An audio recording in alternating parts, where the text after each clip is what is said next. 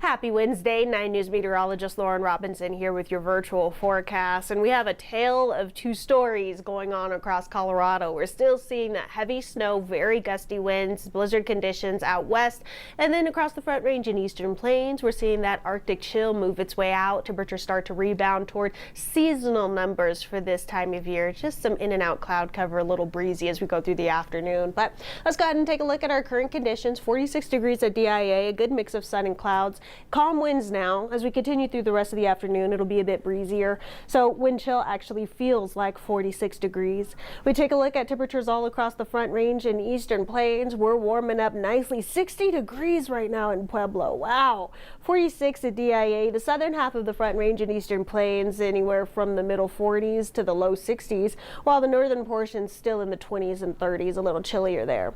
We're seeing the 20s and 30s across the Front Range and Eastern Plains where that snow is continuing to fall. But let's take a look at our 24-hour temperature change map. Of course, the southeastern corner of the state going to see the most drastic change with those temperatures as warm as they are, going from as cold as we were. So we're roughly 20 to 30 to 35 degrees warmer in just 24 hours. Even areas up like Kremling seeing a 29-degree temperature change, not as steep in Denver.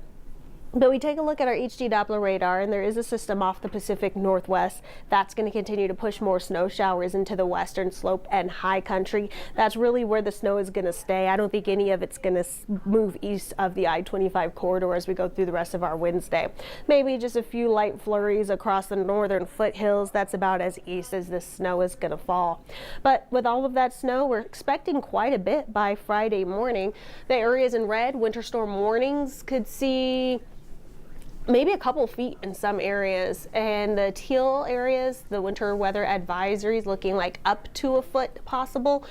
But the big deal with all of these areas is going to be the gusty winds up to around 65 miles per hour. And that's what creates that blowing snow, whiteout and blizzard conditions, reduced visibility, hazardous travel. So while some of those roadways are starting to open up, like Loveland Pass was closed and then reopened, and that doesn't mean go out and use them. That just means that the mess has been cleared. But we are going to continue to expect these hazardous travel conditions through Friday morning. So the good news is it clears up for the weekend if you are having those weekend plans out west.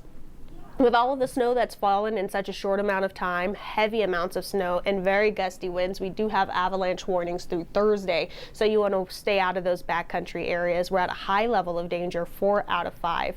As we go through the next day or so. With all of the snow, we have snow, we have strong winds, we have reduced visibility, we have avalanche danger, and we have flash flood watch. This is going to be due to ice jam possibilities, so you want to watch these central river basin areas. That's going to be along I-70 from Eagletonville south through Aspen, where ice breaking in those river areas could cause some localized flash flooding.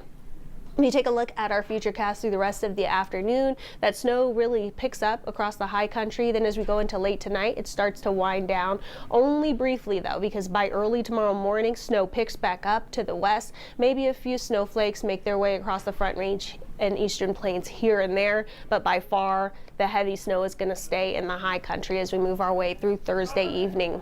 In the meantime, today, afternoon highs starting to rebound towards seasonal numbers for this time of year, middle to upper 40s expected in Denver. We're even going to see those 60s to the south. 20s, 30s, 40s in the high country. Same goes for the western slope. Overnight tonight, we stay pretty chilly. The temperatures drop very quickly once the sun sets this time of year. So we're going to continue to watch for those overnight lows in the single digits and teens. Now let's take a look at our 7-day forecast. Today and tomorrow are going to be very similar to one another. We're going to be dry across the Front Range and Eastern Plains, highs in the upper 40s around Denver, more continued snow and strong winds to the west. Friday, a little bit of change moves in as a weak cold front drops our temperatures into the lower 30s, so that's going to be our chilly day of the 7-day forecast. But we rebound quickly as we move our way through the weekend. We're back in the middle 40s to low 50s through the rest of the 7-day forecast. So quite a bit happening depending on where you are. Good news and maybe not so good news. We are getting out of that Arctic chill across the Front Range and Eastern Plains as that cold air mass pushes its way eastward. Temperatures starting to rebound toward where we should be this time of year across the Front Range and Eastern Plains. Off to the west, we're going to continue to watch for more heavy snow. That's already on top of feet of snow that have already fallen. We could see a couple more feet in some areas as we make our way through the next few days. In addition to the heavy snowfall, we're really going to watch for those gusty winds to become an issue, especially if you plan on being on the roads out there. If you plan on being in the backcountry, please don't, because we do have those avalanche dangers through central and northern portions of the backcountry and of the high country, but it really all across the mountain ranges right now across Colorado, those backcountry areas are not very stable, not very good. You want to stay out of those at least through the weekend.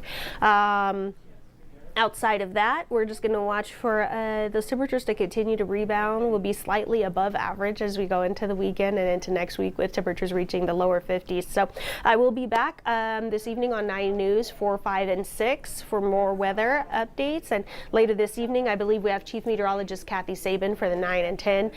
So if you can't tune in, you can always see our forecast on 9news.com and on the 9 News mobile app. Have a good day.